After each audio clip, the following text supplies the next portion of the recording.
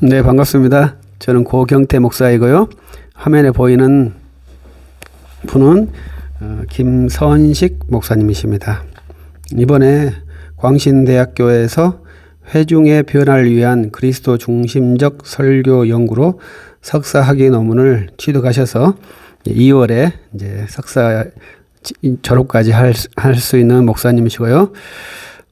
그런데 지금 우리 앞에 있는 것은 석사 그리스도 중심적 설교 연구에 대한 석사 브리핑을 하는 게 아니라 전남대학교에서 또 석사 철학과 석사 논문에 대한 이야기를 하려고 앞에 앉아 계십니다. 전남대학교 대학원에서는 김상봉 교수님과 함께 철학 연구를 하고 계시다 하고요. 주제는 어거스틴의 해석학을 해서 이제 올해 석사 학위를 취득하겠다 하는 것이 큰 포부입니다. 그래서 그 과정에 있는 산물을 우리와 함께 공유하면서 우리에게 유익을 제공해 주려고 합니다. 저를 이제 방문해 주셔서 오신 김에 제가 체포를 해서 이 영상을 찍겠노라고 허락을 받아서 진행하고 있습니다. 우리는 원컷으로 진행하고 있기 때문에 약간의 문제가 있을 수도 있습니다만은 잘 양해해 주시고 들어주시면 좋겠습니다. 김선식 목사님께서 어거스틴의 해석, 성경 해석에 대해서 지금부터 진행하시겠습니다. 예, 이제 제 연구 주제는 신적 조명 이론에 입각한 아우구스티누스의 성경 해석 연구입니다. 그래서 신적 조명 이론, 이제 이게 좀 중요한 내용이 될 수 있겠는데요. 일단은 조금 제가 그 성경에 나와 있는 이야기를 잠깐 말씀드리고 싶습니다.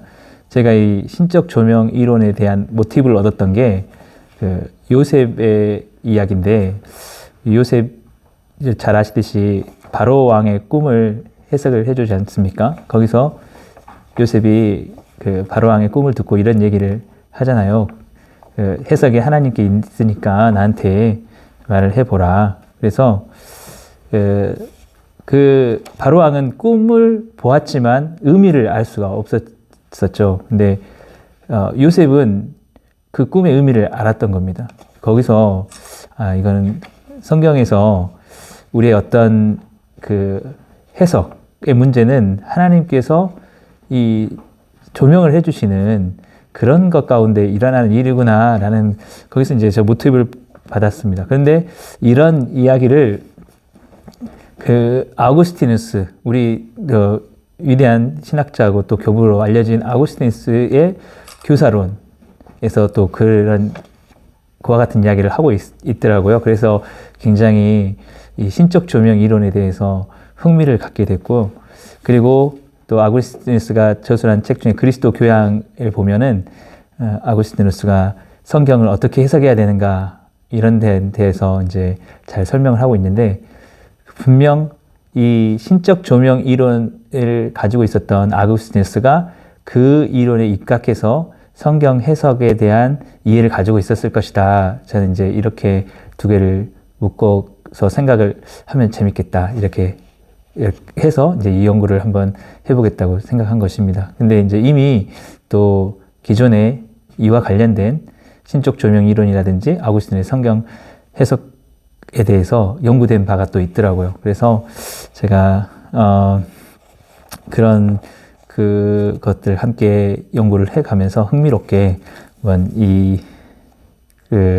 연구를 해보려고 합니다. 근데 이게 오늘날에 좀 어떤 의미가 있을까라고 생각을 해보면, 첫째로 신적 조명 이론이라고 할 때는 인간 이성의 한계를 분명히 인정한다는 겁니다. 그러니까 인간이 이성으로 모든 그 어떤 의미를 다 알 수 있는 게 아니다. 즉 하나님께서 그 의미를 열어주시고 알려주실 때에만 가능하다. 이런 것들이 신적 조명 이론에 담고 있는 의미라고 볼 수 있겠죠. 그러면 우리가 사실은 요즘 우리 사회가 굉장히 뭐 여러 가지 사상들이 다양하고 또 성경 해석에 대한 의견들이 다양할 때인데 우리가 이것들을 어떻게 이 사회에서 신적 조명 이론을 적용할 수 있을까 보면 조금 이게 도발적인 얘기일지 모르겠지만 우리의 해석은 다 불완전하다라는 것이죠. 그러니까 그 누구도 그리스도가 아니고 하나님이 아닌 이상 전체를 볼 수 없다는 거죠. 그런 내용입니다. 오직 전체를 볼 수 있는 분은 하나님이시고 그리스도만이 길이고 진리시고 우리는 성경 고린도전서 13장에서도 말씀하고 있듯이 부분적으로 아는 거. 예, 그래서 조금 나와 다른 해석들, 나와 다른 입장들, 그런 차이들에 대해서 우리가 좀 겸허하게 또 유연하게 해야 될 수 있지 않을까. 그래서 제가 이제 이 기존의 연구들을 살펴보니까 결국 이렇게 얘기하신 분들도 있더라고요. 아구스티누스의 해석학은 사랑의 해석학이다. 예, 그래서 결국 우리가 모든 것 안에서 사랑으로 이렇게 해 나갈 때 지금 우리가 사실은 여러 가지 차이로 인해서 많은 갈등도 사회적 이런 어떤 혼란도 일어나고 있지 않습니까? 이런 사회 통합적인 의미에서도 이러한 아구스티누스의 신적 조명 이론에 의한 이런 생각들이 유의미하다라고 그렇게 생각이 들어집니다. 그러면 이제 제가 서론부터 간략하게 좀 말씀을 드리겠습니다. 오늘날 이제 한국 사회에서 자신의 성경 해석을 유일한 진리로 주장하면서 때로는 자신의 성경 해석을 타자를 억압하는 수단으로 사용하기도 하는 일이 있습니다. 그러나 아구스티누스의 성경 해석에서는 문자주의나 근본주의는 좀 발붙이기 어렵게 보입니다. 왜냐하면 아구스티누스가 그리스도 교양이라는 책에서 이렇게 얘기를 하고 있기 때문인데요. 아구스틴은 이렇게 말합니다. 사람이 믿음과 희망과 사랑에 정착하고 흔들림 없이 이것들을 견지하고 있다면 성경도 남들을 가르치기 위해서가 아니면 필요가 없다. 그래서 많은 이가 성경 없이도 광야에서 이 세 가지를 삶으로 옮긴다. 따라서 그들에게는 예언도 없어지고 신령한 언어도 그치고 지식도 없어집니다. 라는 말씀이 이루어졌다고 본다. 네, 굉장히 좀 도전적인 이야기 같습니다. 예. 이 아구스티누스는 성경 해석학에서 중요한 것은 성경 언어 자체가 아니다.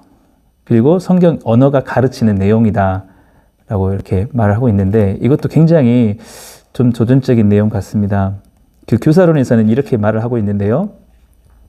이제는 내가 기호에 의해서 지시되는 사물이 기호보다 더 중요하게 평가되어야 한다는 점을 이해했으면 한다. 무엇이든지 다른 것을 위해서 존재하는 것은 그것을 위해 존재하는 그 대상보다 가치가 낮으리라는 것은 필수적이기 때문이다. 네가 달리 생각한다면 모르지만 말이다. 그러니까 이제 언어가 누구를 위해 수종을 드냐 그러면 사물을 위해서 수종을 들기 때문에 그 사물보다 언어가 더 낮은 위치라는 거죠. 그러면서 또 사물은 그 무엇을 위해서 수종들으냐 또 영원한 하나님. 네. 그래서 아구스티누스는 그 사용해야 되는 것과 향유해야 될 것을 나누는데 즉 이 세상에 있는 것들을 사용을 함으로써 결국 그것들을 주신 하나님을 향유해야 된다. 예. 그래서 뭐 이게 플라톤 철학에도 이런 것들이 다 담겨 있긴 한데요. 그러니까 더 나은 것 그것은 더 낮은 것이 수종들고 있을 때, 그게 더 더 나은 것인데, 그러니까 우리가 솔직히 그런 오류에 빠질 수 있습니다. 언어 자체에 대해서 너무나 우리가 굉장히 신봉을 한다 그럴까요? 뭐 그런 의미도 있겠지만 어쨌든 그것도 의미 있는 일이겠지만 어쨌든 아구스티누스의 말에 의하면 그 언어가 지시하는 대상 그 자체가 중요하다 그런 이야기입니다. 예. 그래서 제가 동양 철학을 했었는데 그 불교 철학을 하면서 이와 비슷한 얘기를 하더라고요. 그 동양 철학에서는 이 공사상을 얘기를 하는데 그 사물에는 사실은 그 자체의 어떤 특성이 없다는 거죠. 그것을 이해하고 받아들이는 인식이 있기 때문에 그렇다라는 얘기를 하거든요. 그러니까 언어 자체가 어떤 능력이 있고 있는 게 아니고 거기에 대해서 인식하는 영혼이 있고 그것을 알게 하시는 하나님이 있고 또 그것을 알게 하는 내용을 주시는 하나님이 있기 때문에 그 내용을 우리가 받아들이고 아는 게 사실은 더 중요하고 언어는 그것을 위한 도구일 뿐이다 라는 그런 것들이 아구스틴의 또 언어 철학에 나오는데 그게 교사론에 그런 내용들이 담겨 있습니다. 그래서 아구스틴은 특별히 여기서 우리가 기억해야 될 것은 그 교사론일 때 진정한 교사가 누구냐라고 하면은 그리스도라라고 이렇게 말하고 있는 거죠. 예. 인간 모두에게 알게 하고 깨닫게 하고 인식하게 하고 가르치시는 분은 그리스도다라고 그 얘기를 하고 있는 것입니다. 그래서 제가 교사론이 참 재미있었는데 그 교사론에 보면 아구스티누스가 이런 말을 하고 있습니다. 말해서 우리가 이해하는 모든 것에 대해서 우리가 문의하는 대상은 외부에서 소리를 내어 말하는 사람이 아니고 내면에서 지성 자체를 주재하는 진리다. 혹시 언어의 이해에서 우리가 진리에 문의하도록 권유받았을지는 모른다. 문의받는 저분은 가르치시며 내면 인간에 거쳐 하시는 그리스도이시다. 다시 말해서 하나님의 불변하는 능력, 영속하시는 지혜이시다. 모든 이성혼이 그분에게 문의하고 각자의 악한 의지로든지 선한 의지로든지 수용할 능력이 있는 데까지 각자에게 열어 보여주신다. 혹시라도 영혼이 오류에 떨어질 적에는 문의를 받는 진리 측의 결함에서 유래하는 것이 아니니 이것은 유관이 종종 오류에 떨어지지만 그 까닭이 밖에 있는 저 밑의 결함이 아님과 마찬가지다. 가시적 사물들에 관해서 저 밑에 문의한다는 말을 하는데 우리가 분별할 능력이 있는 한도 내에서 저 빛이 이런 사물들을 우리에게 보여주는 까닭이다. 예. 그러므로 이제 제가 결국 말씀드리고 싶었던 부분이 이제 그겁니다. 신적 조명 이론에 입각한 성경 해석학으로 우리가 다가갈 때 타자의 해석처럼 내 자신의 해석도 오류가 있을 수 있다는 것을 인정하는 근거가 된다라는 것이죠. 예. 그래서 여기까지만 해도 될까요? 맞습니까? 예. 맞겠습니다. 예, 제가 그래서 마지막으로 하고 싶은 말은 그겁니다. 여러분, 사랑해야 된다.